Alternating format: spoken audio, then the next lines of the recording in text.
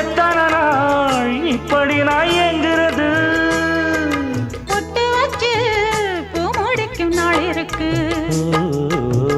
புது வளையல அரைச்சு தொண்டையில தான் நினைச்சு மாமன் கிட்ட பேச போற மணிக்கணக்கா. தூண்டாமணி விளக்கு தூண்டி விட்டு எரிய வச்சு ஓ முகத்தை பார்க்க போற நாள் கணக்கா.